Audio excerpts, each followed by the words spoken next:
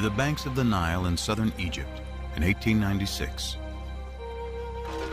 British archaeologist Flinders Petrie leads an excavation in Thebes, the ancient city of the dead.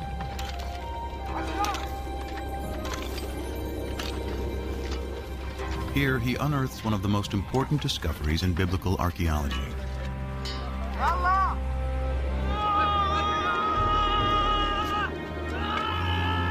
From beneath the sand appears the corner of a royal monument, carved in stone.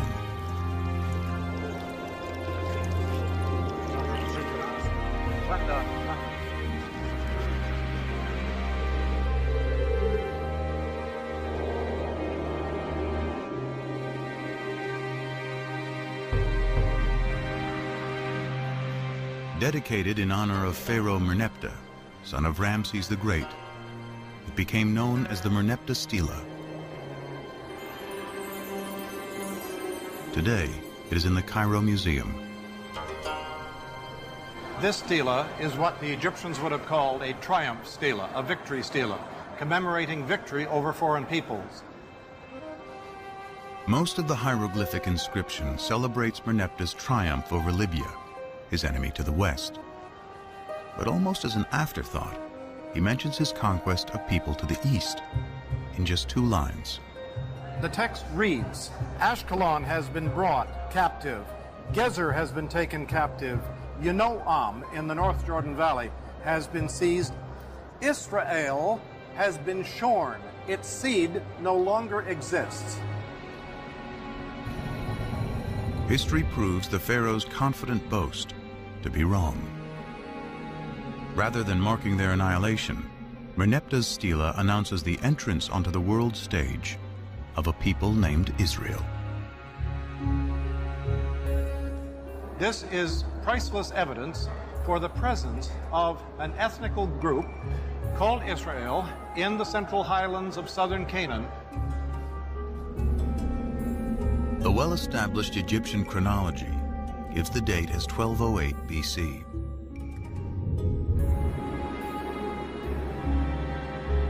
Merneptah's stela is powerful evidence that a people called the Israelites are living in Canaan, in what today includes Israel and Palestine, over 3,000 years ago.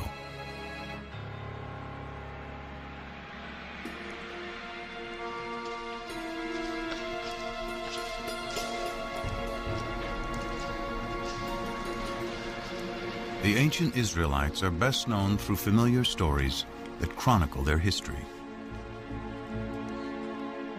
Abraham and Isaac, Moses and the 10 Commandments, David and Goliath,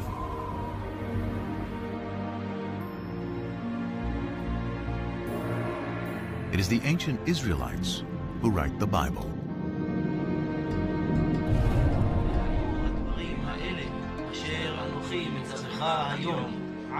Through writing the Hebrew Bible, the beliefs of the ancient Israelites survived to become Judaism, one of the world's oldest continuously practiced religions.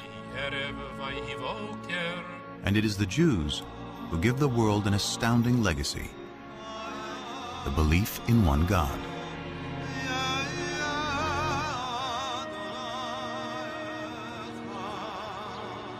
This belief will become the foundation of 2 other great monotheistic religions: Christianity and Islam.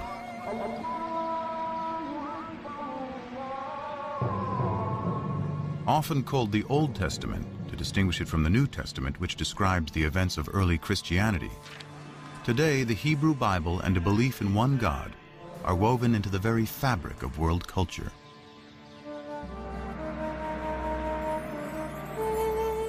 But in ancient times, all people, from the Egyptians to the Greeks to the Babylonians, worshiped many gods, usually in the form of idols.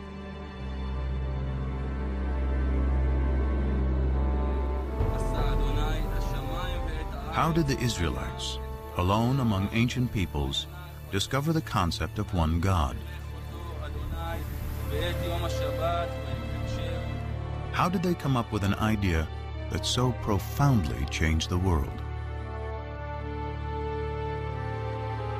Now, archaeologists and biblical scholars are arriving at a new synthesis that promises to reveal not only fresh historical insights, but a deeper meaning of what the authors of the Bible wanted to convey. They start by digging into the earth and the Bible.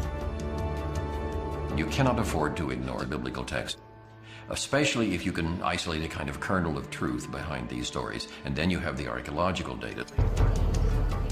Now, what happens when text and artifacts seem to point in the same direction? Then I think we're in a very sound ground historically.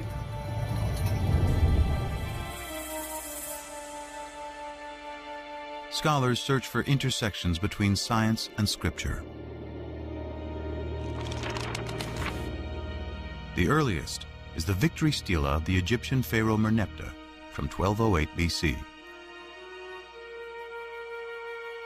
Both the stela and the Bible place a people called the Israelites in the hill country of Canaan, which includes modern-day Israel and Palestine. It is here, between two of history's greatest empires, that Israel's story will unfold.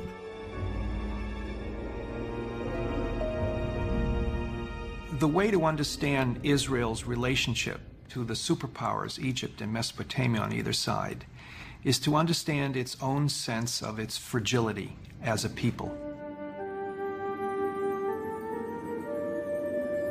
The primary way in which the Bible looks at the origins of Israel is as a people coming to settle in the land of Israel.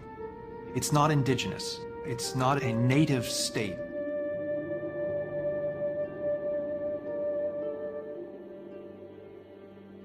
The Hebrew Bible is full of stories of Israel's origins.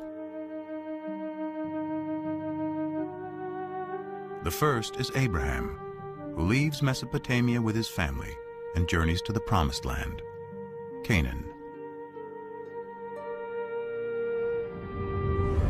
The Lord said to Abraham, "Go forth from your native land and from your father's house to the land that I will show you. I will make of you a great nation, and I will bless you. I will make your name great." Genesis 12, 1 and 2. According to the Bible, this promise establishes the covenant, a sacred contract between God and Abraham. To mark the covenant, Abraham and all males are circumcised. His descendants will be God's chosen people. They will be fruitful, multiply, and inhabit all the land between Egypt and Mesopotamia.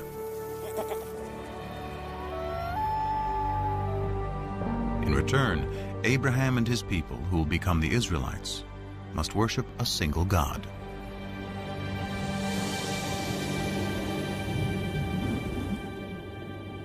This is a new idea. It was an idea that nobody had ever had before. God, in our sense, doesn't exist before Abraham. It is hard to appreciate today how radical an idea this must have been in a world dominated by polytheism, the worship of many gods and idols. The Abraham narrative is part of the first book of the Bible, Genesis, along with Noah and the flood and Adam and Eve. Though they convey a powerful message, to date there is no archaeology or text outside of the Bible to corroborate them. The farther back you go in the biblical text, the more difficult it is to find historical material in it. The patriarchs go back to Genesis. Genesis is, for the most part, a compilation of myths, creation stories, things like that. And to find a historical core there is very difficult. This absence of historical evidence leads scholars to take a different approach to reading the biblical narrative. They look beyond our modern notion of fact or fiction to ask why the Bible was written in the first place. There is no word for history in the Hebrew Bible. The biblical writers were telling stories. They were good historians, and they could tell it the way it was when they wanted to, but their objective was always something far beyond that. So what was their objective? To find out, scholars must uncover who wrote the Bible and when. The traditional belief is that Moses wrote the first 5 books of the Bible. Genesis, the story of creation. Exodus, deliverance from slavery to the Promised Land. Leviticus, Numbers, and Deuteronomy, laws of morality and observance. Still read to this day, together they form the Torah, often called the 5 books of Moses. The view that Moses had personally written down, the first 5 books of the Bible, was virtually unchallenged until the 17th century. There were a few questions raised about this. For example, the very end of the last book of the Torah, the book of Deuteronomy, describes the death and burial of Moses.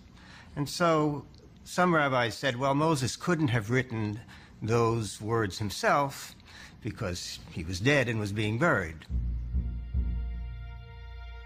And digging deeper into the text, there are even more discrepancies. For example, how many of each species of animal is Noah supposed to bring into the ark? One text says 2, a pair of every kind of animal. Another text says 7 pair of the clean animals and only 2 of the unclean animals. In one chapter, the Bible says the flood lasts for 40 days and 40 nights. But in the next, it says 150 days. To see if the floodwaters have subsided, Noah sends out a dove.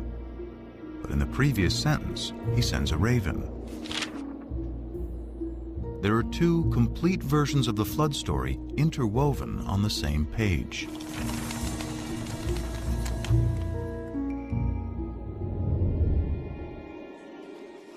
Many similar discrepancies throughout its pages suggest that the Bible has more than one writer. In fact, within the first 5 books of the Bible, scholars have identified the hand of at least 4 different groups of scribes, writing over several hundred years. This theory is called the documentary hypothesis. One way of thinking about it is as a kind of anthology that was made over the course of many centuries by different people adding to it, subtracting from it, and so forth. But when did the process of writing the Bible begin?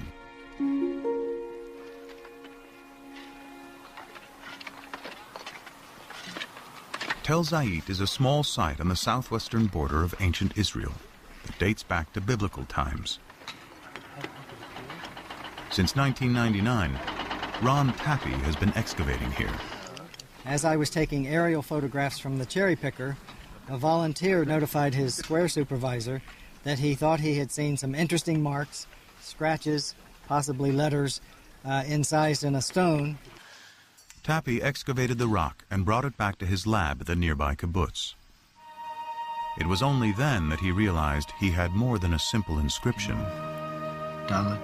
I realized that this inscription represented an abecedery, that is to say, not a text narrative, but the letters of the Semitic alphabet written out in their correct order. Nun. And then Pei and Ayin are difficult to read, but they're out here. This ancient script is an early form of the Hebrew alphabet. What was found was not a random scratching of 2 or 3 letters. It was the full alphabet. Everything about it says that this is the ancestor of the Hebrew script. The Tel Zayit abecedery is the earliest Hebrew alphabet ever discovered. It dates to about 1000 BC, making it possible that writing the Hebrew Bible could have already started by this time.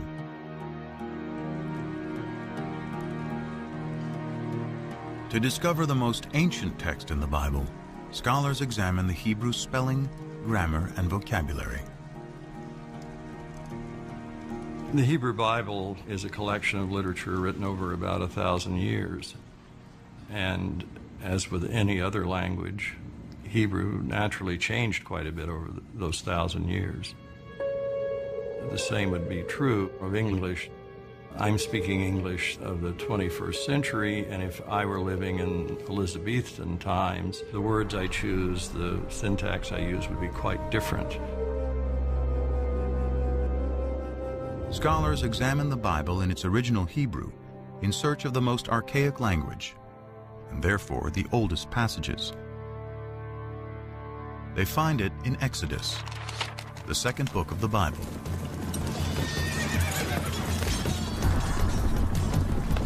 Pharaoh's chariots and his army he cast into the sea. His picked officers are drowned in the Red Sea. Exodus 15:4. This passage, known as the Song of the Sea, is the climactic scene of Exodus, the story of the Israelites' enslavement in Egypt and how Moses leads them to freedom. In all of the Bible, no single event is mentioned more times than the Exodus. With the development of ancient Hebrew script, the Song of the Sea could have been written by 1000 BC, the time of Tappy's alphabet. But it was probably recited as a poem long before the beginning of Hebrew writing. It's very likely that it was a kind of story told in poetic form that you might tell around the campfire. Just as our poems are easier to remember generally than prose accounts. So we generally think that the poetry is orally passed on from one to another long before they commit things to writing. Because the poetry in Exodus is so ancient, is it possible the story has some historical core? Hey.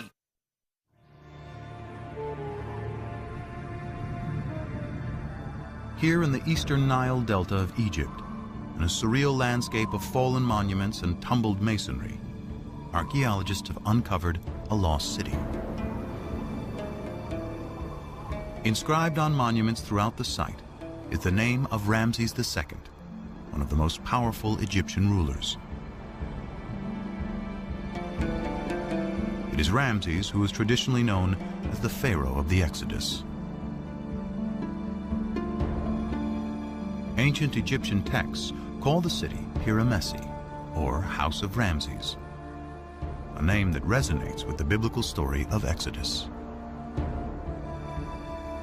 The only specific item mentioned in the Exodus story that we can probably connect with non-biblical material is the cities that the Hebrews were ordered to build, and they are named Pithom and Ramses.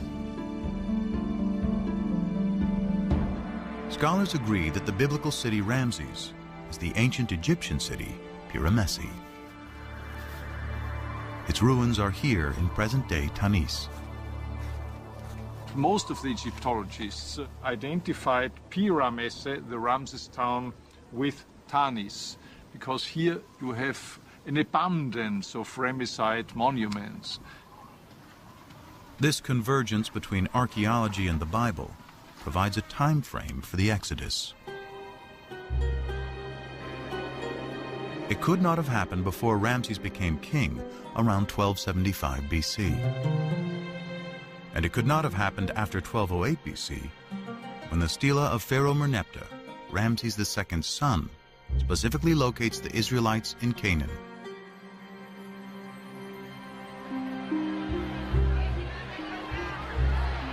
The Bible says the Israelites leave Egypt in a mass migration, 600,000 men and their families, and then wander in the desert for 40 years. But even assuming the Bible is exaggerating, in 100 years of searching, archaeologists have not yet found evidence of migration that can be linked to the Exodus. No excavated site gives us any information about the route of the wandering through the wilderness. an exodus is simply not attested anywhere. Any historical or archaeological confirmation of the Exodus remains elusive.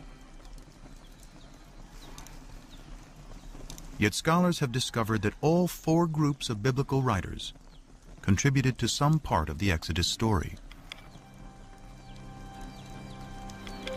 Perhaps it is for the same reason its message remains powerful to this day. Its inspiring theme of freedom. Freedom is a compelling notion, and that is one of the ways that we can understand the story of the Exodus, from being controlled by others to controlling oneself. The idea of a change from domination to autonomy, that these are very powerful ideas that resonate in the human spirit. And the Exodus gives narrative reality to those ideas.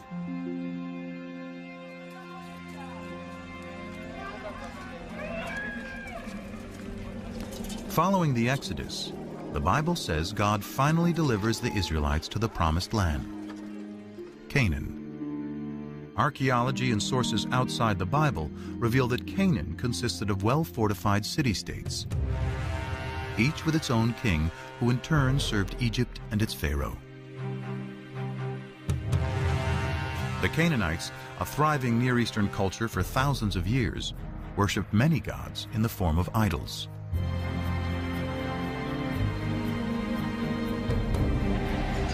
The Bible describes how a new leader, Joshua, takes the Israelites into Canaan in a blitzkrieg military campaign. So the people shouted, and the trumpets were blown. As soon as the people heard the sound of the trumpets, they raised a great shout, and the wall fell down flat. Joshua 6:20. But what does archaeology say? In the 1930s, British archaeologist John Garstang excavated at Jericho, the first Canaanite city in Joshua's campaign. Garstang uncovered dramatic evidence of destruction and declared he had found the very walls that Joshua had brought tumbling down.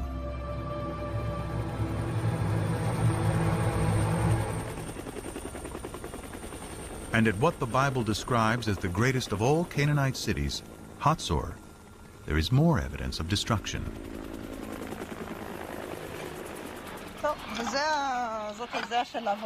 Today, Hatzor is being excavated by one of the leading Israeli archaeologists, Amnon Ben-Tor, and his protege and co-director, Sharon Zuckerman.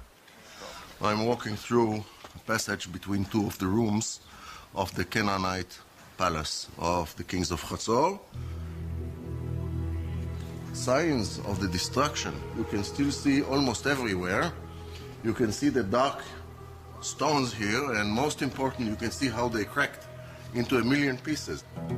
It takes tremendous heat to cause such damage. The fire here was, how shall I say, the mother of all fire.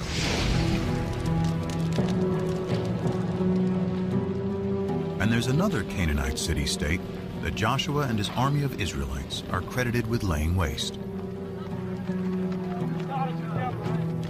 It's called Ai, and has been discovered in what is now the Palestinian territory of the West Bank. Here, archaeologist Hani Nur el-Din and his team are finding evidence of a rich Canaanite culture. The village first appears and developed to a city, and then there was a kind of fortification surrounding this settlement. These heaps of stones were once a magnificent palace and temples, which were eventually destroyed.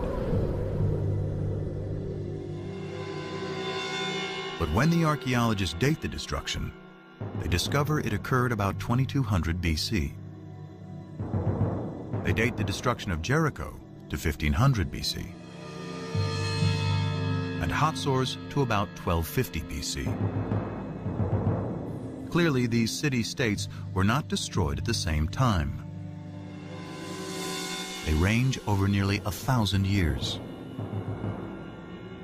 In fact, of the 31 sites the Bible says that Joshua conquered, few showed any signs of war. There was no evidence of armed conflict in most of these sites. At the same time, it was discovered that most of the large Canaanite towns that were supposed to have been destroyed by these Israelites were either not destroyed at all or destroyed by others. A single sweeping military invasion led by Joshua cannot account for how the Israelites arrived in Canaan.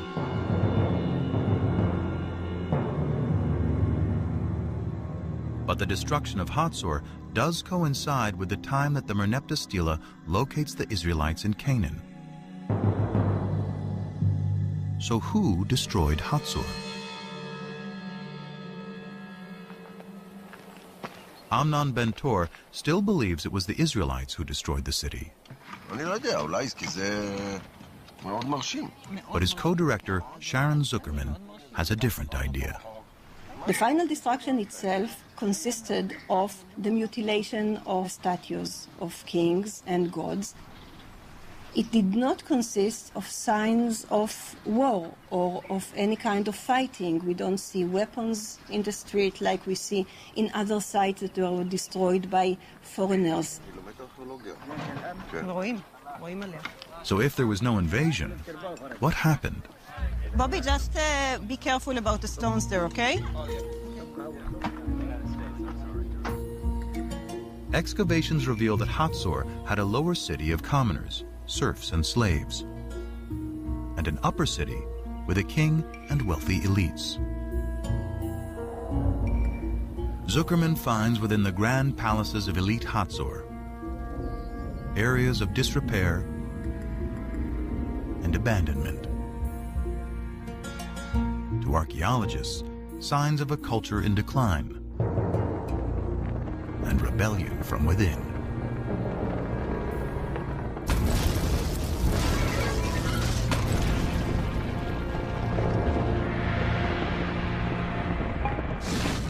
I would not rule out the possibility of an internal revolt of Canaanites living at Hatzor and revolting against the elites that rule the city.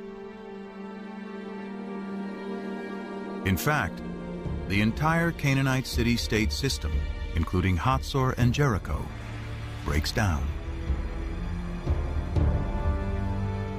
Archaeology and ancient texts clearly show that it is the result of a long period of decline and upheaval that sweeps through Mesopotamia, the Aegean region, and the Egyptian Empire around 1200 BC.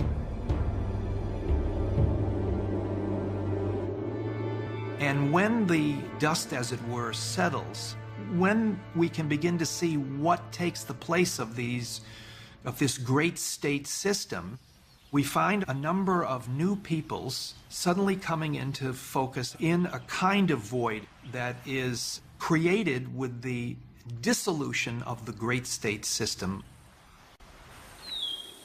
Can archaeologists find the Israelites among these new people?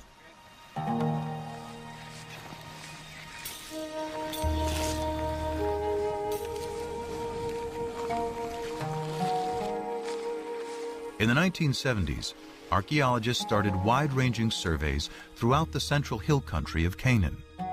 Today, primarily the Palestinian territory of the West Bank.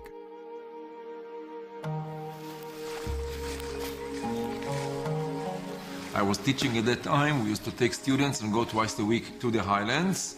And every day we used to cover between 2 and 3 square kilometers. And this accumulates very slowly into the coverage of the entire area. Israel Finkelstein and teams of archaeologists walked out grids over large areas, collecting every fragment of ancient pottery lying on the surface.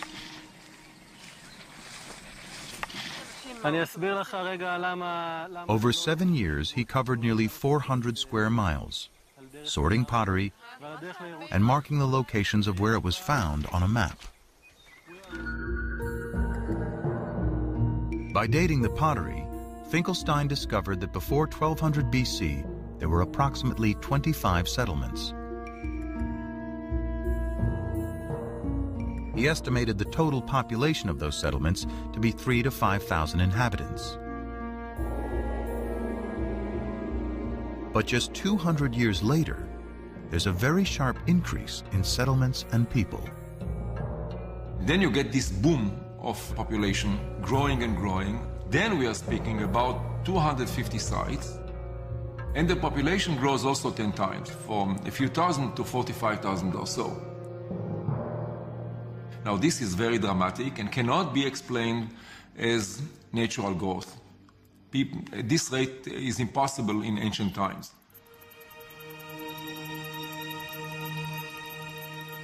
If not natural growth, perhaps these are the waves of dispersed people settling down following the collapse of the great state systems.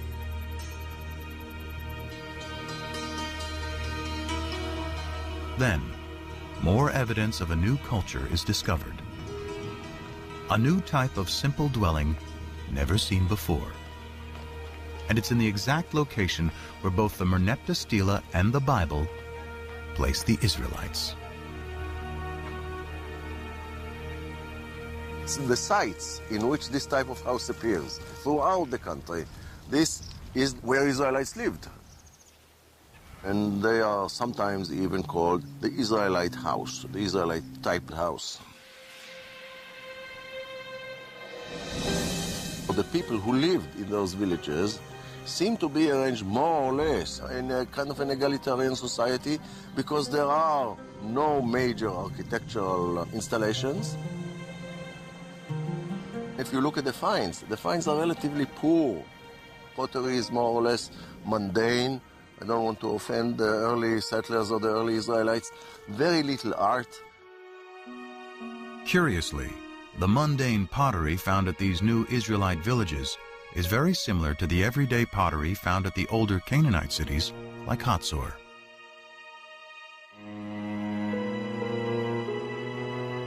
In fact, the Israelite house is practically the only thing that is different.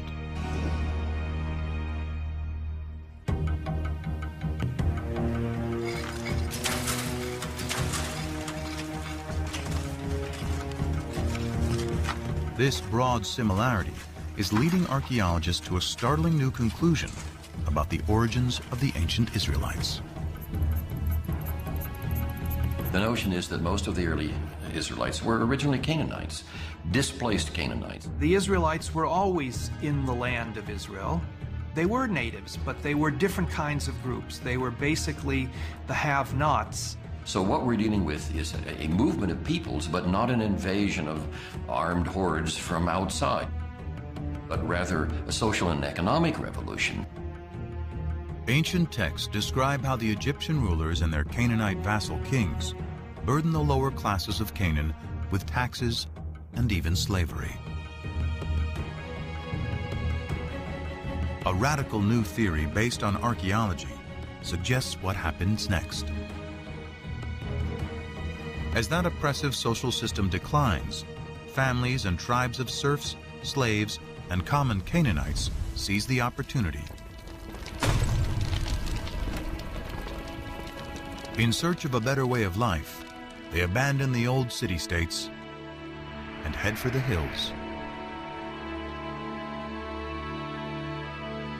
Free from the oppression of their past, they eventually emerge in a new place as a new people. The Israelites. In the text, you have a story of the Israelites coming from outside and then besieging the Canaanite cities, destroying them, and then becoming a nation in the land of Canaan. 7 shards from the Middle Bronze Age. Whereas archaeology tells us something which is the opposite. The Late Bronze Age. According to archaeology, the rise of early Israel is an outcome of the collapse of Canaanite society, not the reason for that collapse.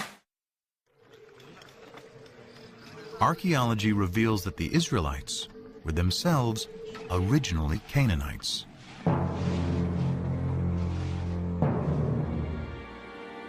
So why does the Bible consistently cast the Israelites as outsiders in Canaan? Abraham's wanderings from Mesopotamia, Moses leading slaves out of Egypt and into the Promised Land, and Joshua conquering Canaan from outside.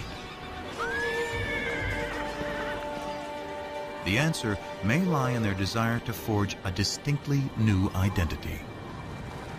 Identity is created, as psychologists tell us, by talking about what you are not, by talking about another. In order to figure out who I am, I have to figure out who I am not. Conspicuously absent from Israelite villages are the grand palaces and the extravagant pottery associated with the kings and rich elites of Canaan. The Israelites did not like the Canaanite system, and they defined themselves in contrast to that system. So by not using decorated pottery, by not using important pottery, they developed an ideology of simplicity, which marked the difference between them and the Egyptian Canaanite system. If the Israelites wanted to distinguish themselves from their Canaanite past, what better way than to create a story about destroying them?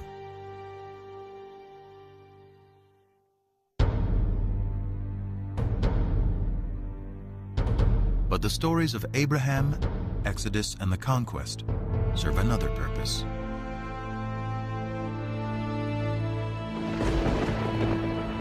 They celebrate the power of what the Bible says is the foremost distinction between the Israelites and all other people: their God. In later Judaism, the name of God is considered so sacred it is never to be spoken. We don't know exactly what it means. We don't know how it was pronounced, but it seems to have been the personal name of the God of Israel. So his title, in a sense, was God, and his name was these four letters, which in English would be YHWH, which we think were probably pronounced something like Yahweh. But Yahweh only appears in the Hebrew Bible. His name is nowhere to be found in Canaanite texts or stories. So where do the Israelites find their God?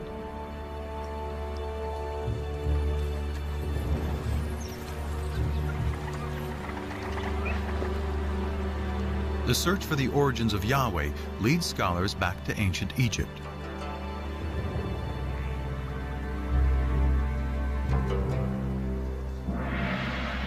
Here in the royal city of Karnak, for over 1,000 years, pharaohs celebrated their power with statues, obelisks, and carved murals on temple walls. Here on the north wall of Karnak, we have scenes depicting the victories in battle of Seti I, the father of Ramses the Great. Seti here commemorates one of his greatest victories over the Shasu. The Shasu were a people who lived in the deserts of southern Canaan, now Jordan and northern Saudi Arabia, at around the same time as the Israelites emerged. Egyptian texts say one of the places where the Shasu lived is called YHW, probably pronounced Yahu, likely the name of their patron god. That name Yahu is strangely similar to Yahweh, the name of the Israelite God.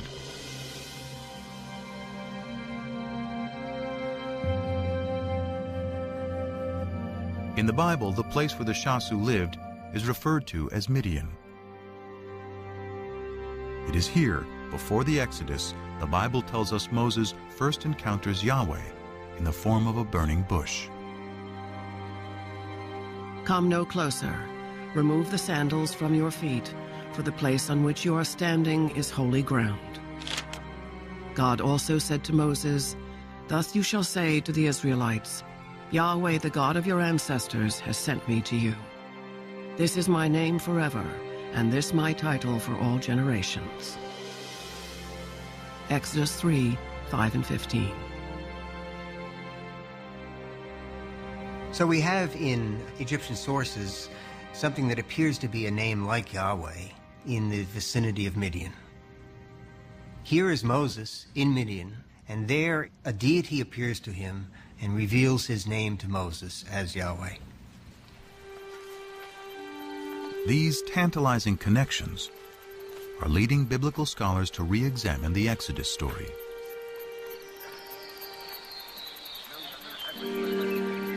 While there is no evidence to support a mass migration, some now believe that a small group did escape from Egypt. However, they were not Israelites, but rather Canaanite slaves.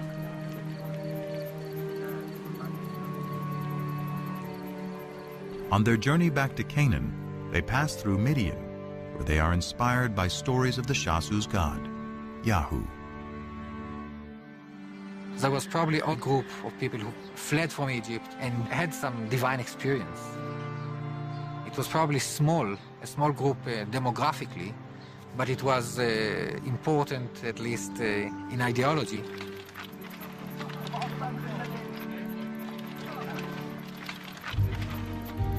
They find their way to the central hill country, where they encounter the tribes who had fled the Canaanite city-states.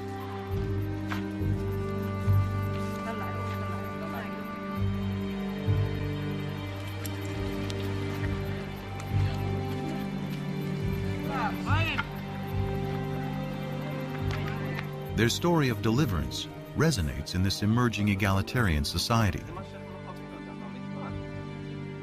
The liberated slaves attribute their freedom to the God they met in Midian, who they now call Yahweh. They spread the word to the highlanders, who themselves perhaps had escaped from the tyranny of the Canaanite city-states. They spread the idea of a God who represented freedom, freedom for people to keep the fruits of their own labor. This was a message that was so powerful that it brought people together and gave them a new kind of identity. The identity of Israelites.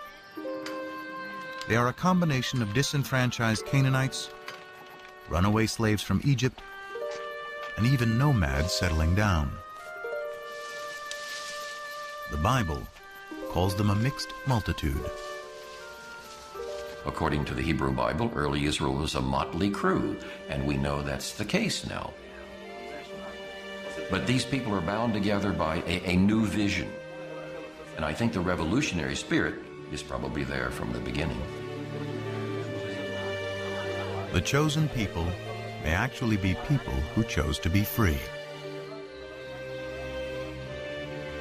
Their story of escape, first told by word of mouth and poetry, helps forge a collective identity among the tribes.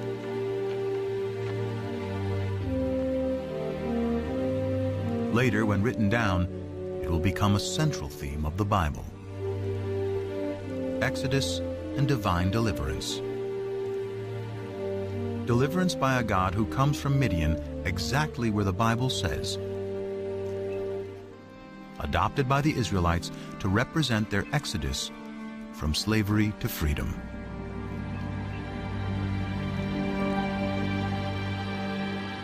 So is this the birth of monotheism? The common understanding of what differentiated the ancient Israelites from their neighbors was that their neighbors worshipped many different gods and goddesses, and the Israelites worshipped only the one true God. But that is not the case. This bull figurine, likely representing El, the chief god of the Canaanite deities, is one of thousands of idols discovered in Israelite sites.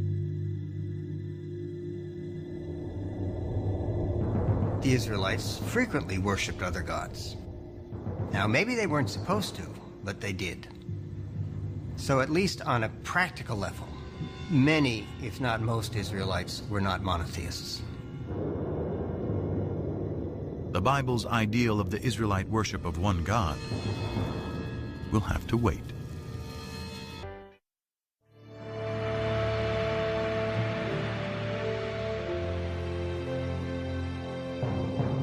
About 2 centuries pass after the Merneptah Stela places the Israelites in Canaan. Families grow into tribes. Their population increases.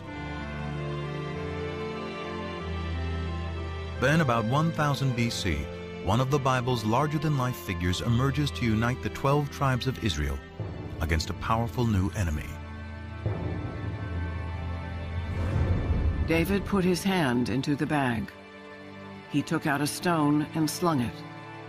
It struck the Philistine in the forehead. The stone sank into his forehead, and he fell down on the ground. 1 Samuel 17:49. The Bible celebrates David as a shepherd boy who vanquishes the giant Goliath. A lover who lusts after forbidden fruits. And a poet who composes lyric psalms still recited today. Of all the names in the Hebrew Bible, none appears more than David.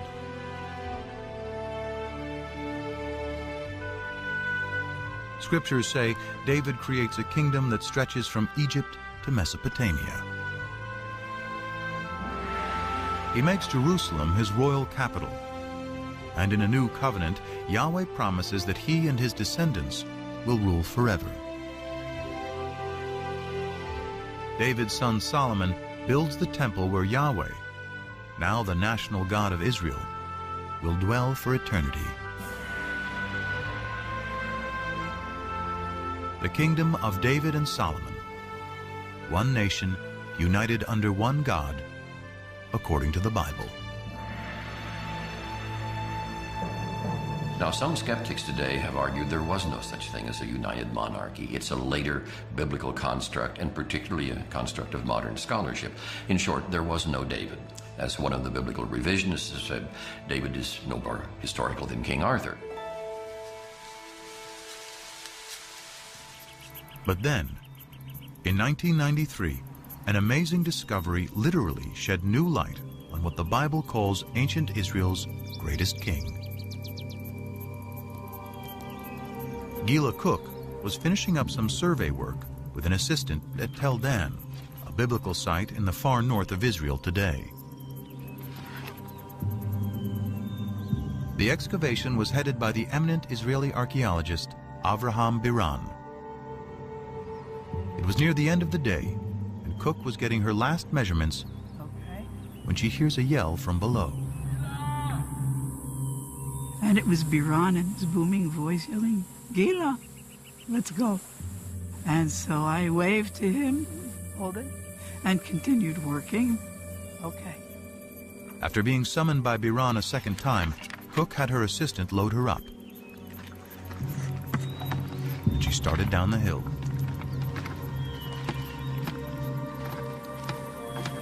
So I get there and I just dropped my bag and dropped the board and I set my stuff down. But something catches her eye. A stone with what appeared to be random scratches, but was actually an ancient inscription. This time, she yelled for Biran. And he looks at it and he looks at me and he says, "Oh my God." Cook had found a fragment of a victory stela written in Aramaic, an ancient language very similar to Hebrew. Dedicated by the king of Damascus, or one of his generals, it celebrates the conquest of Israel, boasting, "I slew mighty kings who harnessed thousands of chariots and thousands of horsemen. I killed the king of the house of David."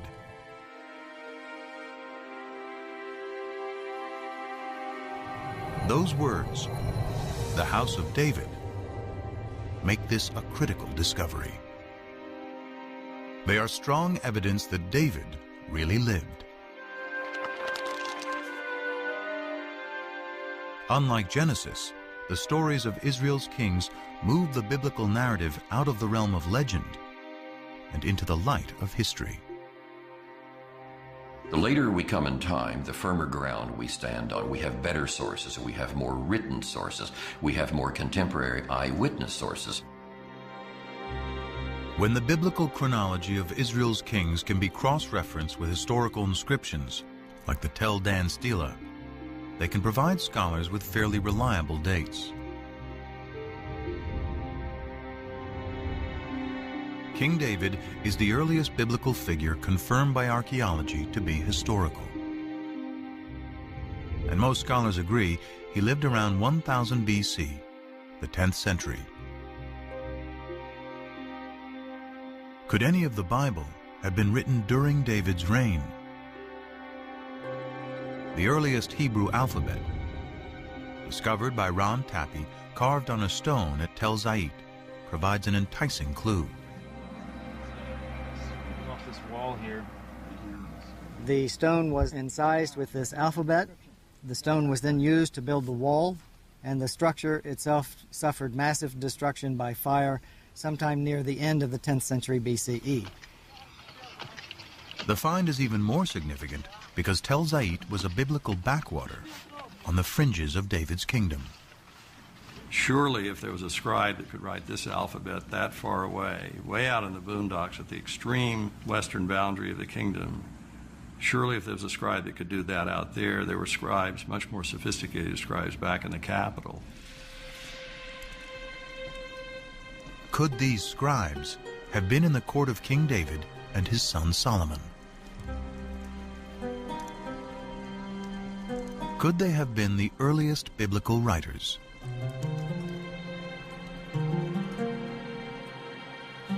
In the 18th century, German scholars uncovered a clue to who wrote the Bible, hidden in two different names for God. According to one account, Abraham knew God by his intimate personal name, conventionally pronounced Yahweh. Passages with the name Yahweh, which in German is spelled with a J, scholars refer to as J. But according to other accounts, Abraham knew God simply by the most common Hebrew word for God, which is Elohim. So the two different writers became known as E for Elohim and J for Yahweh. Most likely based on poetry and songs passed down for generations, they both write a version of Israel's distant past. The stories of Abraham and the Promised Land, Moses and the Exodus. The earliest of these sources is the one that is known as J, which many scholars dated to the 10th century BC, the time of David and Solomon. And because the backdrop for J's version of events is the area around Jerusalem, it's likely he lived there, perhaps in the royal courts of David and Solomon.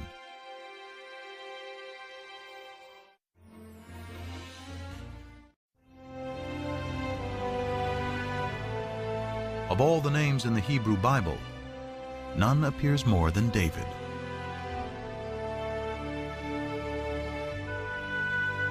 Scriptures say David creates a kingdom that stretches from Egypt to Mesopotamia.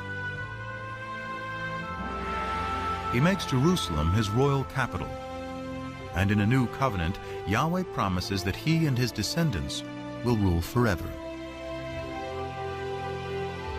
David's son Solomon builds the temple where Yahweh, now the national God of Israel, will dwell for eternity. The kingdom of David and Solomon, one nation united under one God, according to the Bible.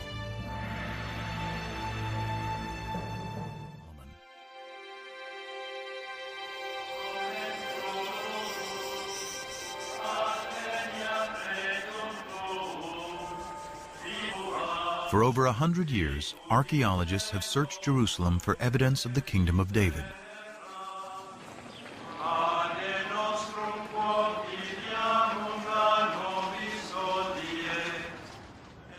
But excavating here is contentious, because Jerusalem is sacred to today's three monotheistic religions.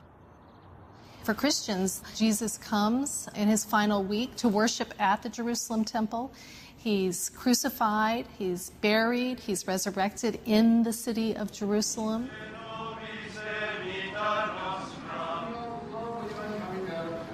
For Islam, it is the site where Muhammad comes in a sacred night journey. And today, the Dome of the Rock marks that spot. In Judaism, the stories of the Hebrew Bible, of Solomon, of David, of the temples of Jerusalem, all of these take place, of course, in Jerusalem. So Jerusalem is a symbol of sacred space today, important for all three traditions. Despite the difficulties, Israeli archaeologist Eilat Mazar went digging in the most ancient part of Jerusalem, today called the City of David. We started the excavations here because we wanted to check and to examine the possibility that the remains of King David's palace are here. But because this area has been fought over, destroyed, and rebuilt over thousands of years, it was a long shot that any biblical remains would survive.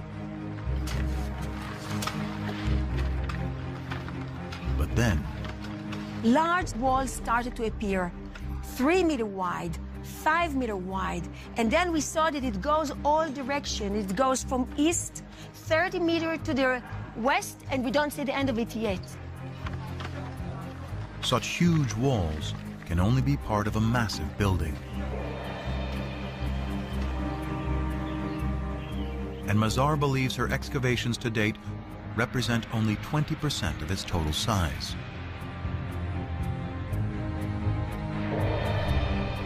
Such a huge structure shows centralization and capability of construction.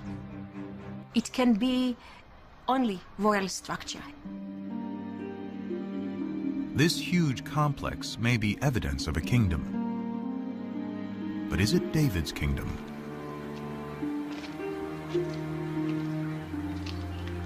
For these walls to be David's palace, it would have to date to his lifetime, around 1000 BC.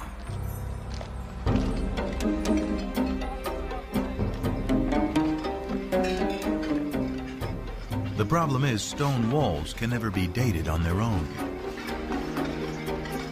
Biblical archaeologists date ruins based on the pottery they find associated with those ruins.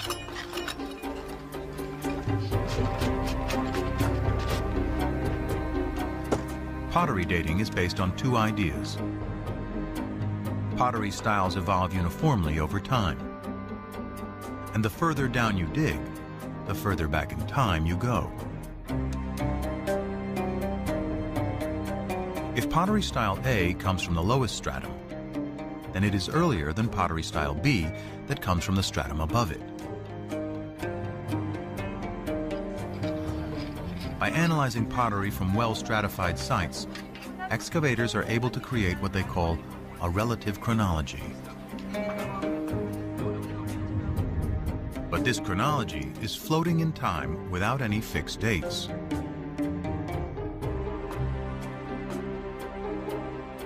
To anchor this chronology, William Foxwell Albright, considered the father of biblical archaeology, used events mentioned in both the Bible and Egyptian and Mesopotamian texts to assign dates to pottery styles. Albright's chronology, slightly modified, is what Mazar uses to date her massive building, and what most archaeologists use today. What we found is a typical 10th century pottery, meaning bowls with hand burnish. You can see from inside, together with an import, a beautiful black on red juglet. What is so important, that this is a 10th century typical juglet. So has Mazar discovered the Palace of David? She adds up the evidence. The building is huge. It is located in a prominent place in the oldest part of Jerusalem. And the pottery, according to Albright's chronology, dates to the 10th century BC, the time of David.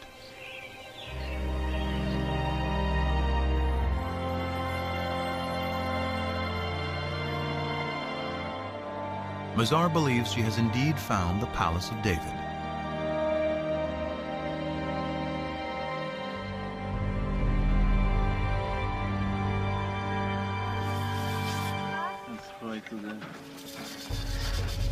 But that evidence, and indeed the kingdom itself, rest on the dates associated with fragments of pottery. And some critics argue the system for dating that pottery relies too heavily on the Bible. Archaeologists in the past did not rely too heavily on the Bible. They relied only on the Bible. We have a problem in dating. How do you date in archaeology? You need an anchor from outside. Today, there is a more scientific method to anchor pottery to firm dates: radiocarbon dating. It is a specialty of Elisabetta Boretto of the Weizmann Institute. The first step is, of course, in the field, which relates the sample, the material like olive pits or seeds or charcoal, to the archaeological context. If an olive seed is found at the same layer as a piece of pottery, the carbon in the seed can be used to date the pottery. When the seed dies, its radioactive carbon-14 decays at a consistent rate over time. By measuring the ratio of carbon-14 to carbon-12, Boretto can determine the age of the olive seed, which in turn can be used to date the pottery.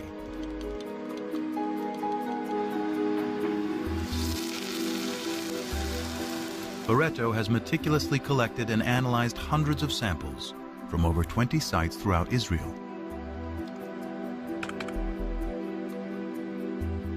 Her carbon samples date the pottery that Albright and most archaeologists associate with the time of David and Solomon to around 75 years later.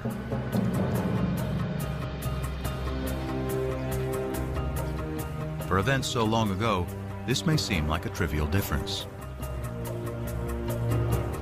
But if Boretto is right, Mazar's Palace of David and Tappy's ancient Hebrew alphabet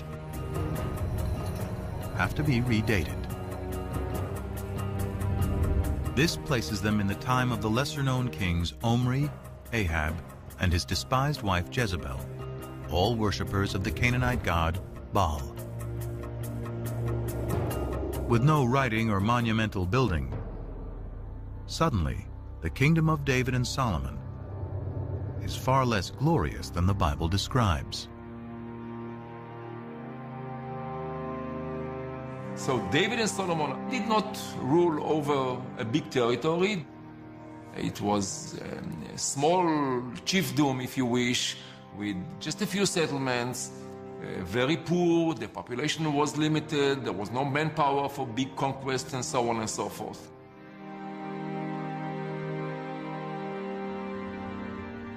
This would make David a petty warlord ruling over a chiefdom, and his royal capital, Jerusalem, nothing more than a cow town. These are the results of the radiocarbon dating. He or she who decide to ignore these results, I treat them as if arguing that the world is flat, that the earth is flat, and I cannot argue anymore. But it's not so simple. Other teams collected radiocarbon samples following the same meticulous methodology. According to their results, Mazar's palace and Tappy's alphabet can date to the 10th century, the time of David and Solomon. How can this discrepancy be explained? The problem is that these radiocarbon dates have a margin of error of plus or minus 30 years, about the difference between the two sides. Pottery and radiocarbon dating alone cannot determine if the kingdom of David and Solomon was as large and prosperous as described in the Bible.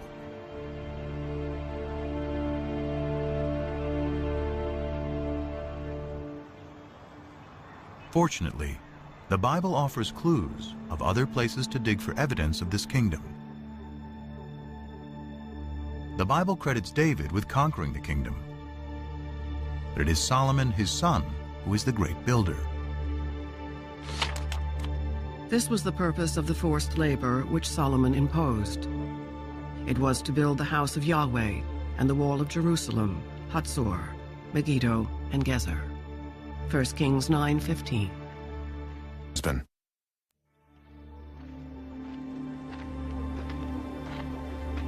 Here in Hatzor, Amnon Ben-Tor, director of excavations, believes this may be evidence of Solomon's building campaign.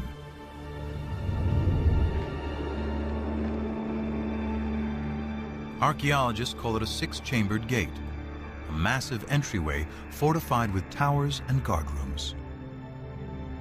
Ben-Tor's predecessor, Yigal Yadin, first uncovered this structure.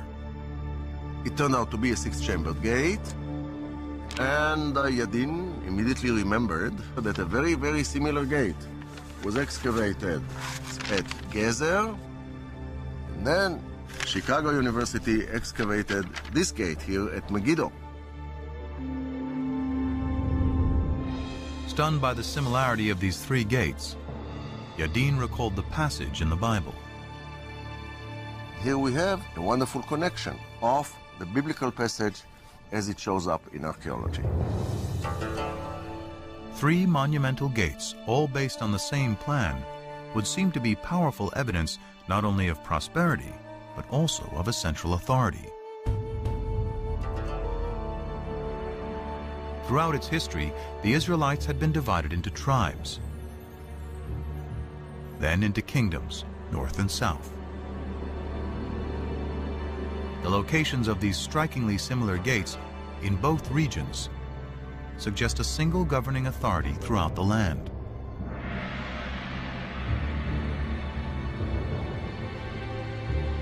But how can we be sure this is the kingdom of David and Solomon?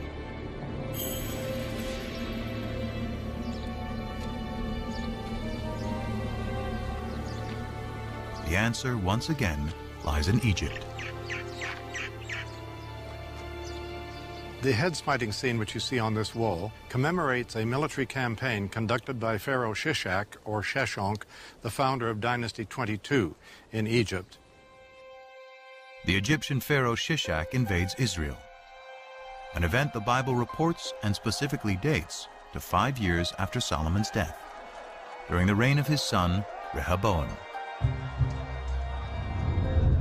In the 5th year of King Rehoboam, King Shishak of Egypt marched against Jerusalem and carried off the treasures of the house of Yahweh and the treasures of the royal palace. He carried off everything.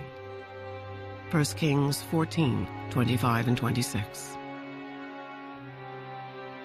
The importance of this in fixing one of the earliest dates, specific dates, in which Egyptian history coincides with biblical history is really startling and has to be taken note of.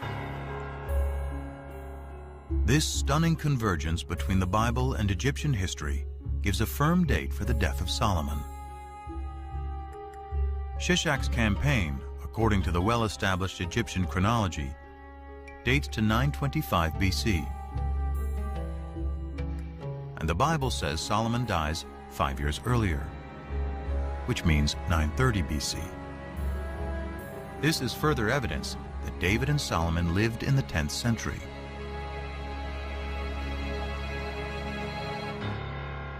But there's even more hidden in these walls. These ovals, with their depictions of bound captives and city walls, represent places Pharaoh Shishak conquered in Israel. One of those places is Gezer, where archaeologists find the hallmark of Solomon's building program, a six-chambered gate. Phil Deaver directed the excavations in the late 1960s. We can actually see vivid evidence here of a destruction. Down below, we have the original stones pretty much in situ. But if you look in here, you see the stones are badly cracked. You can even see where they're burned from the heat of a huge fire that has been built here. And then up in here, you see the fire has been so intense that the soft limestone has melted into lime, and it flows down like lava. This is vivid evidence of a destruction, and we would connect that with this well-known raid of Pharaoh Shishak. And if the gate was destroyed by Shishak in 925 BC, then it must have been built during the lifetime of Solomon, who died just 5 years earlier. Surely this kind of monumental architecture is evidence of state formation. And if it's in the 10th century, then Solomon. Although a minority of archaeologists continue to disagree, this convergence of the Bible, Egyptian chronology, and Solomon's gates is powerful evidence that a great kingdom existed at the time of David and Solomon, spanning all of Israel, north and south, with its capital in Jerusalem. But Jerusalem is more than a political center. It is the center of worship.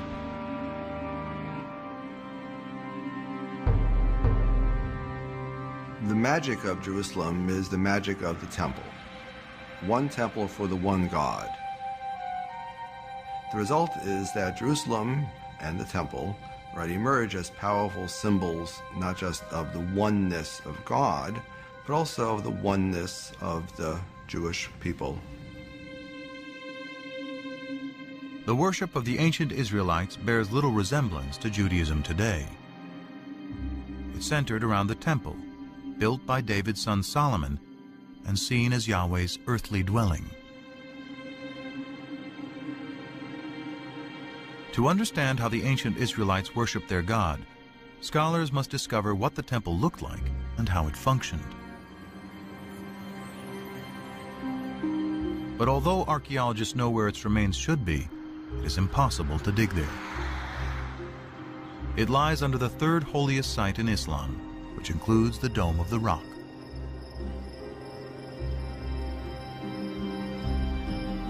Not a stone of Solomon's temple has ever been excavated. But the Bible offers a remarkably detailed description. The house which King Solomon built for Yahweh was 60 cubits long, 20 cubits wide, and 30 cubits high. In the inner sanctuary, he made 2 cherubim, each 10 cubits high. He overlaid the cherubim with gold. 1 Kings 6, 2, 23, and 28. The Bible's description suggests a floor plan for Solomon's temple. And it is strikingly similar to temples built by neighboring peoples who worship many gods. The closest in appearance is a temple hundreds of miles to the north of Jerusalem at Ain Dara in modern-day Syria. They have similar dimensions and the same basic floor plan. Guarding both temples are sphinxes, or cherubim as the Bible calls them. Unique to the temple at Ain Dara are the enormous footprints of the God who lived here. They mark his progress as he strode to his throne in the innermost sanctuary. If we take the details that we find of Solomon's temple in the Book of Kings and compare it with the Ain Dara temple, we can piece together a fairly good picture, I think, of what this temple might have looked like in the age of Solomon.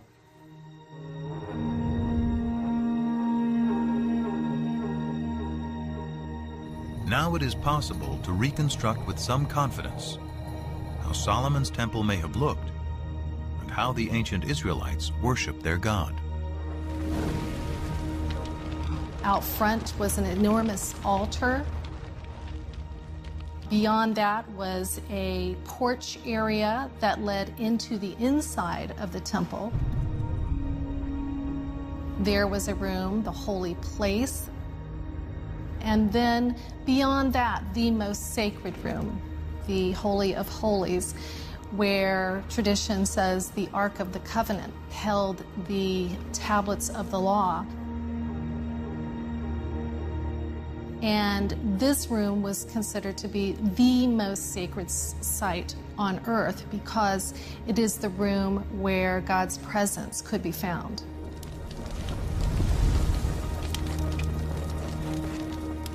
And the ancient Israelites believed their God demanded a very specific form of worship.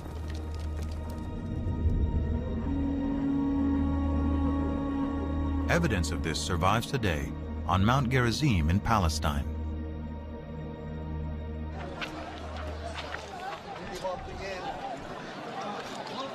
The Samaritans who live here claim direct descent from the ancient tribes of Israel. According to their tradition, for over 2,500 years, they have been practicing the ancient Israelite form of worship: animal sacrifice.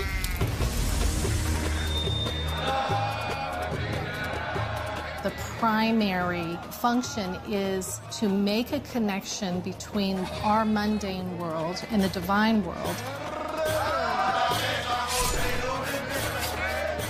And the means for the ancient Israelites is embodied in blood. Blood is the most sacred substance on the altar. And blood is the substance that embodies life. So it is the most precious substance in the human world.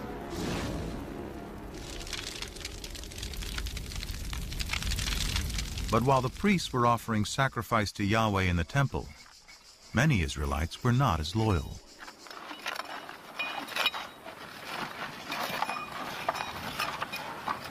At Tel Rehov, archaeologists are digging at an Israelite house that illuminates the religious practices of its ancient inhabitants. Well, we just found this beautiful, exceptional clay figurine showing a goddess, a fertility goddess, that was worshipped here in Israel. Here, in this case, she's shown holding a baby. Who is this fertility goddess? And what is a pagan idol doing in an Israelite home?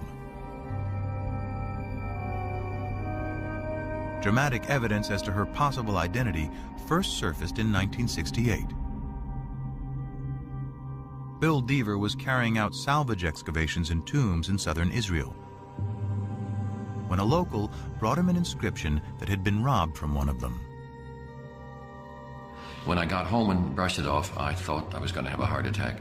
Executed in clear 8th century script. It's a tomb inscription. And it just gives the name of the deceased, and it says, "Blessed may X be by Yahweh." That's good biblical Hebrew. But it says by Yahweh and his Asherah. And Asherah is the name of the old Canaanite mother goddess. More inscriptions associating Yahweh and Asherah have been discovered, and thousands of figurines unearthed throughout Israel. Many scholars believe this is the face of Asherah. Deaver concludes God had a wife. Even hundreds of years after the Israelites rise from their Canaanite pagan roots, monotheism has still not completely taken hold. This is awkward for some people, the notion that Israelite religion was not exclusively monotheistic, but we know now that it wasn't.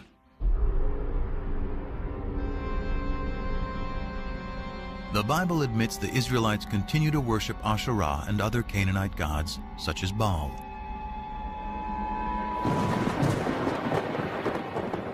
In fact, the prophets, holy men speaking in the name of God, consistently rail against breaking the covenant made with Moses to worship only Yahweh.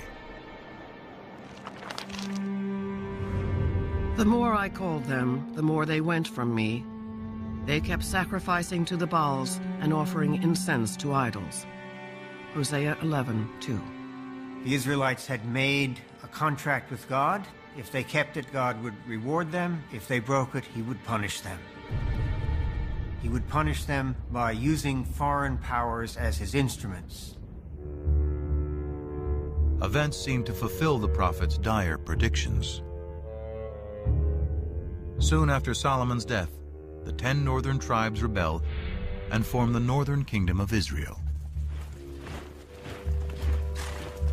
Then a powerful new enemy storms out of Mesopotamia to create the largest empire the Near East had ever known, the Assyrians.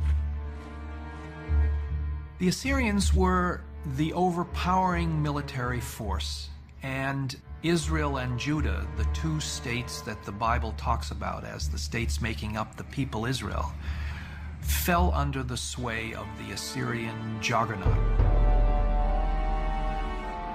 Numerous Assyrian texts and reliefs vividly document their domination of Israel and Judah.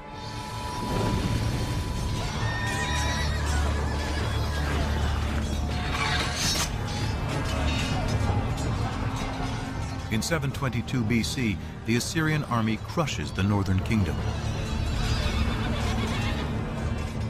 Those who escape death or exile to Assyria flood south into Jerusalem, where the descendants of David and Solomon continue to reign. One of them, Josiah, according to the Bible, finally heeds what the prophets prescribe. We're told in the book of Kings that King Josiah in the late 7th century BC was told that a scroll had been discovered in the temple archives. The scroll was brought to him, and as the scroll was being read, Josiah began to weep because he realized that it was a sacred text containing divine commands which the people had been.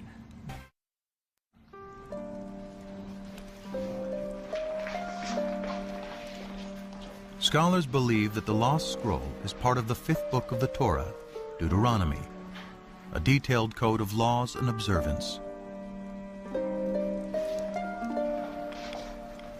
It inspires another group of scribes in the 7th century BC, whom scholars call the D-writers.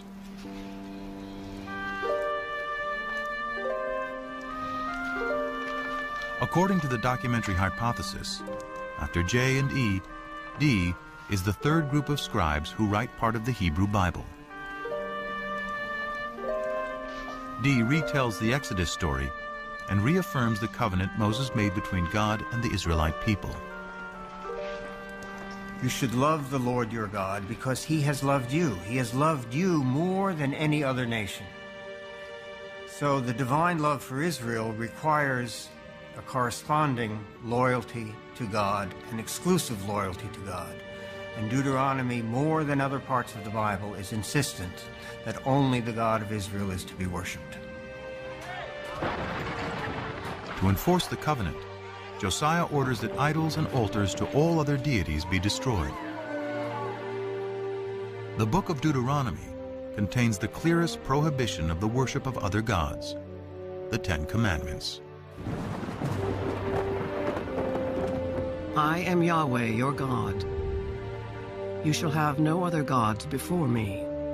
You shall not make for yourself an idol. You shall not bow down to them or worship them. Deuteronomy 5, 6 through 9. The 10 Commandments appears in 2 books of the Bible, in Deuteronomy and in Exodus. It is not only a contract with Yahweh, it is also a code of conduct between people. The revelation of the 10 Commandments is an ethical revelation. And that's where the idea of justice comes in, because that's the most important thing about the way in which we treat one another. We will not kill him, we will not steal from him, and we will not lie about him. We will abide by the commandments.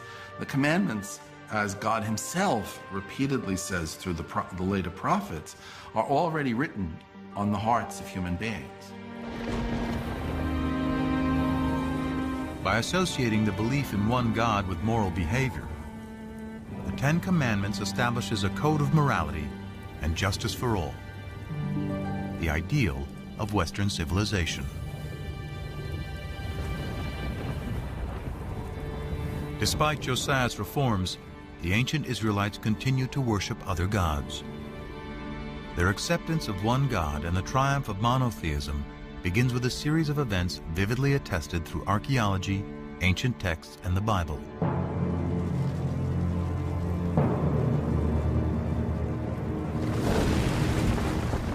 It starts with the destruction of Yahweh's earthly dwelling, the Jerusalem temple.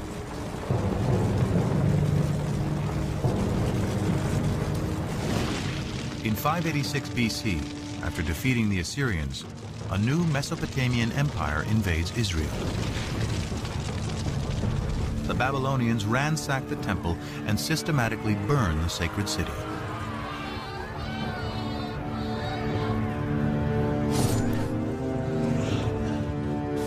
Before his eyes, the Babylonian victors slay the sons of Zedekiah, the last Davidic king, then blind him.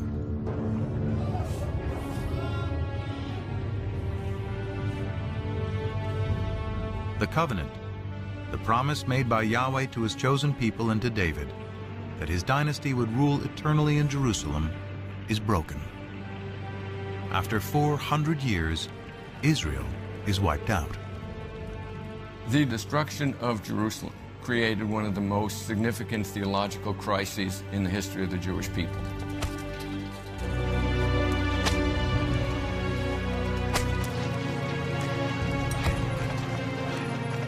The Babylonians round up the Israelite priests, prophets, and scribes and drag them in chains to Babylon. Babylonian records confirm the presence of Israelites, including the king, in exile. In every age of disbelief, one is inclined to think God is dead. And surely those who survived the fall of Jerusalem must have thought so. After all, how could God allow his temple, his house, the visible sign of his presence among his people, to be destroyed? Without temple, king, or land, how can the Israelites survive?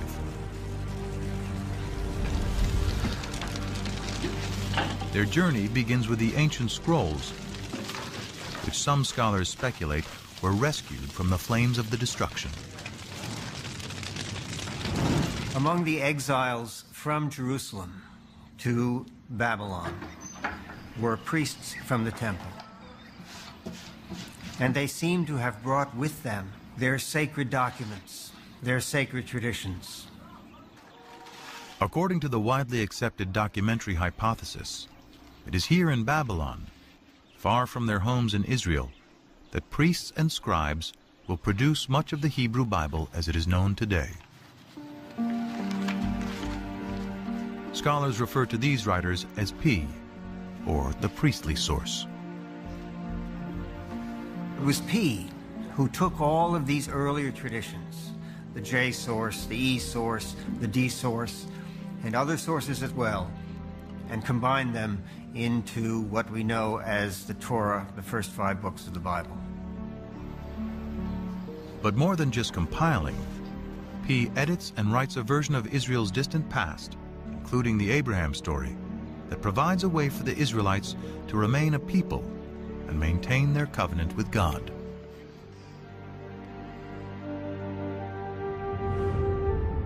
You shall circumcise the flesh of your foreskins, and it shall be a sign of the covenant between me and you. Genesis 17:11. When Genesis 17 attributes a covenantal value to circumcision, it is not really talking about Abraham.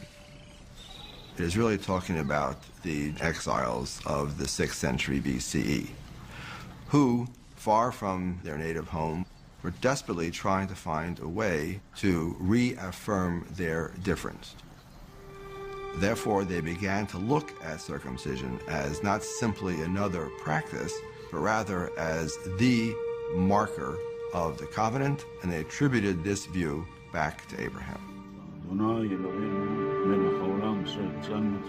To the exiles, the Babylonians are the new Canaanites, the idol-worshipping, uncircumcised peoples from whom they must remain apart.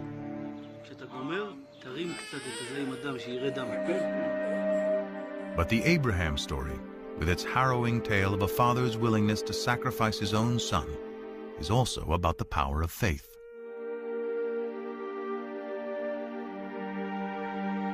It is no coincidence that the exiled peace scribes place Abraham's origins in Ur, just down the river from Babylon. Perhaps with the same faith as Abraham had, so too will the exiles be returned to the promised land. One of the pervasive themes in the Torah is the theme of exile and return. Abraham goes down to Egypt and comes out of Egypt. The Israelites go to Egypt and get out. For the exiles in Babylon in the 6th century BC, that theme must have resonated very powerfully. God, who had acted on their behalf in the past, would presumably do so again. But the Israelites still have a problem. How, in a foreign land, without the temple and sacrifice, can they redeem themselves in the eyes of Yahweh? To assure that divine protection, the P tradition emphasizes observances such as the Sabbath observance. You don't need to be in the land of Israel to keep the Sabbath. And we have allusions in the biblical writings, in the prophets, to the fact that the exiles also learned to pray in groups in what was to become the forerunner of the synagogue. Shema Yisrael, Adonai Eloheinu, Adonai Echad. It is during this period, through the exile, that the exiles realized that even far away from their homeland, without a temple, without the priesthood, without kings, they're still able to worship God, be loyal to God, and to follow God's commandments. This is the foundation of Judaism. The experience of the exile transforms ancient Israelite cult into a modern religion. By compiling the stories of their past, originally written by the scribes J, E, and D, the Exodus from slavery to freedom, Moses and the Ten Commandments, Abraham's journey to the Promised Land, P creates what we know today as the first 5 books of the Bible.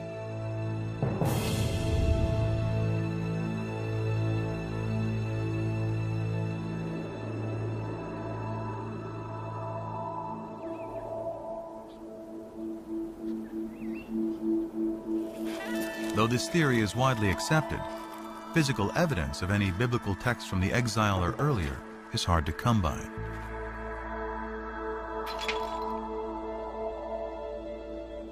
The most celebrated surviving biblical texts are the Dead Sea Scrolls. First discovered by accident in 1947, the scrolls represent nearly all 39 books of the Hebrew Bible, at least in fragments.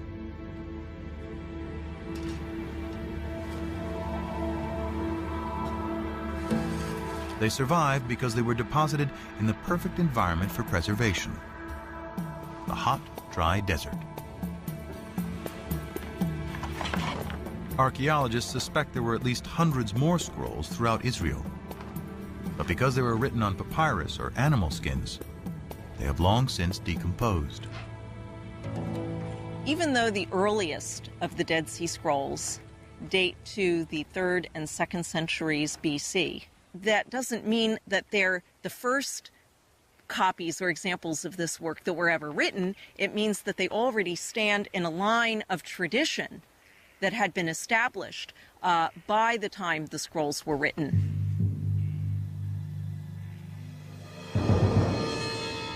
Still, the earliest of the Dead Sea Scrolls dates to at least 300 years after the Babylonian exile. In the absence of proof of earlier text, some scholars claim the entire Bible is pious fiction, and even doubt whether Israel and the Israelites ever existed. For many of the revisionists, these extreme skeptics, there was no ancient Israel. Israel is an intellectual construct. In other words, these people were not rethinking their past, they were inventing their past. They had no past. So the Bible is a myth, a foundation myth, told to legitimate a people who had no legitimacy. The legitimacy of the Israelite past hinges on finding a piece of evidence to prove the ancient origins of the Bible.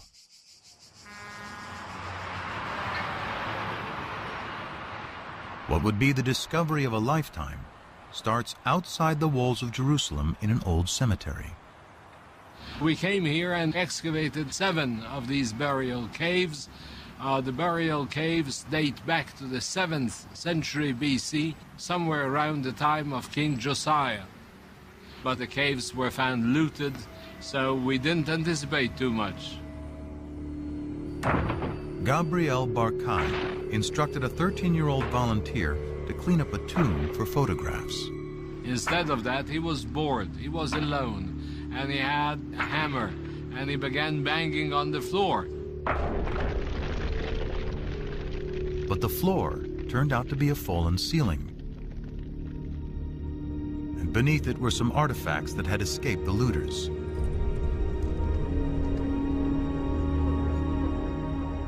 Among the hundreds of grave goods, one artifact stood out. It looked like a cigarette butt.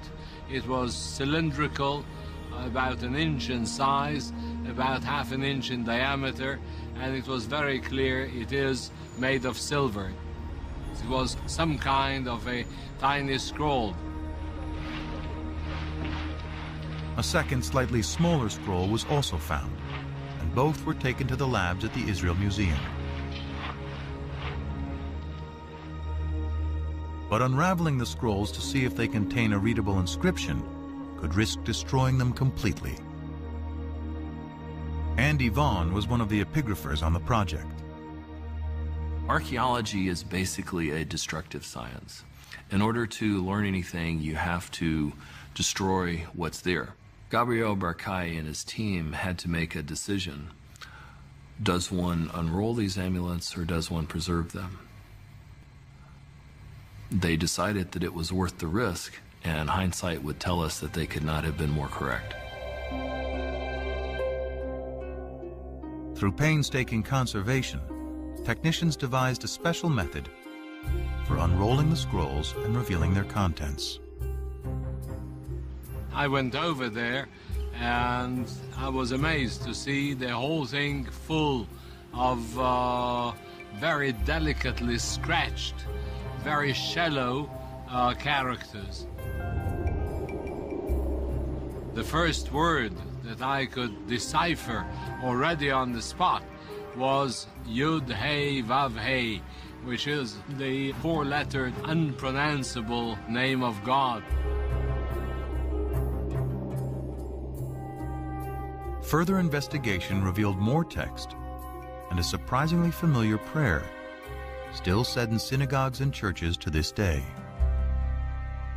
May the Lord bless you and keep you. May the Lord make his face to shine upon you and be gracious to you.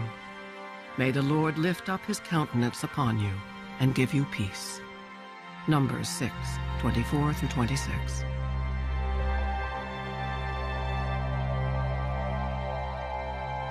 There is no doubt at all that these 2 amulets contain the priestly benediction found in Numbers 6.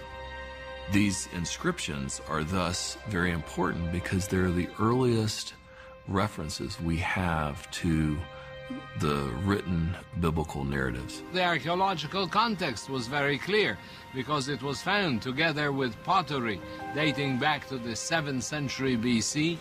Also the paleography, the shape of letters, points towards somewhere in the 7th century BC beyond any doubt. The silver scrolls with the priestly benediction predate the earliest Dead Sea Scrolls by 400 years.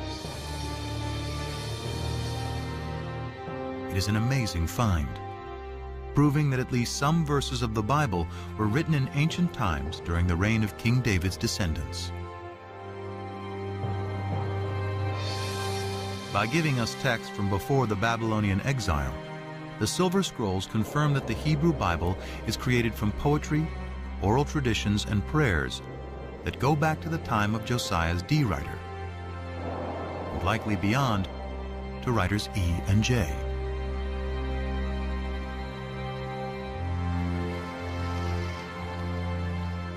As modern scholars suspect, the Torah, the first 5 books of the Bible, takes its final form during the Babylonian exile.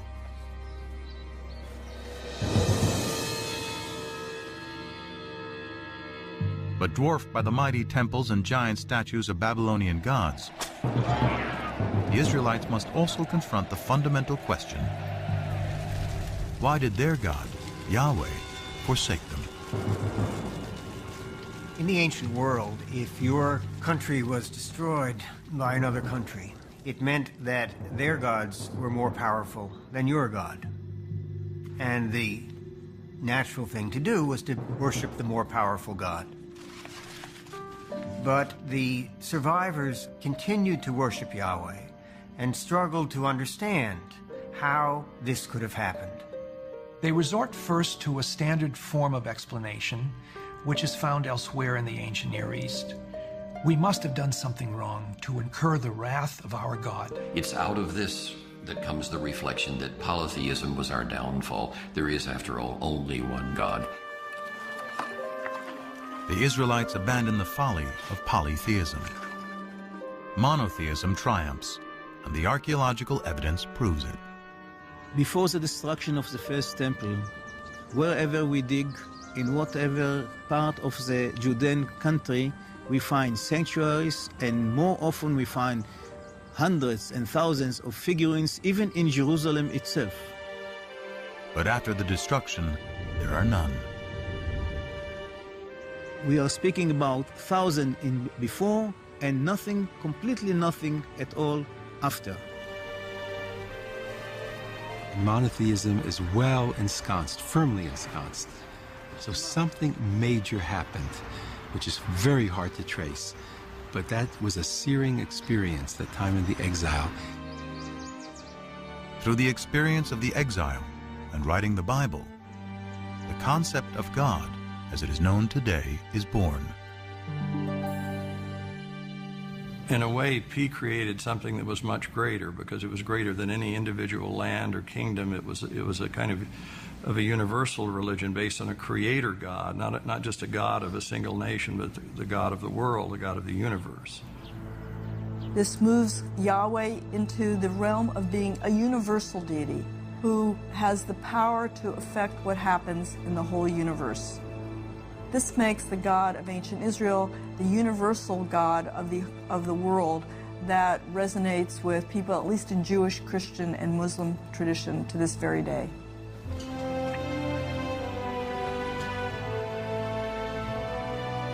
In 539 BC, the Babylonian Empire is toppled by the Persians. As written in the Bible, Yahweh, in his new role as the one invisible God, orchestrates a new exodus.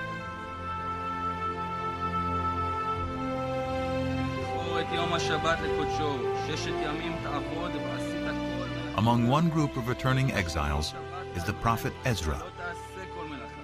Back in Jerusalem, he gives a public reading of the newly written Torah to reestablish the covenant. All the people gathered together. They told the scribe Ezra to bring the book of the law of Moses, which the Lord had given to Israel. He read from it from early morning until midday, and the ears of all the people were attentive to the book of the law. Nehemiah 8, 1-3. To me, it's one of the most moving moments in the whole Bible.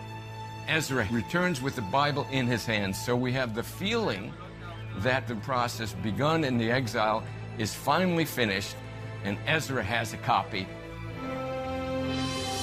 The scrolls that chronicle the Israelites' relationship with their God is now the Hebrew Bible, the Old Testament, a sacred text for over 3 billion people. Through its writing, an ancient cult becomes a modern religion, And the Israelite deity Yahweh transforms into the God of the three great monotheistic religions.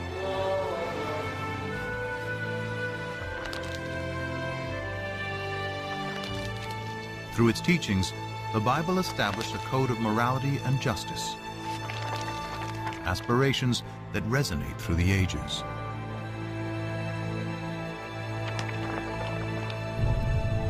More than fact or fiction, at the intersection of science and scriptures is a story that began over 3,000 years ago and continues to this day.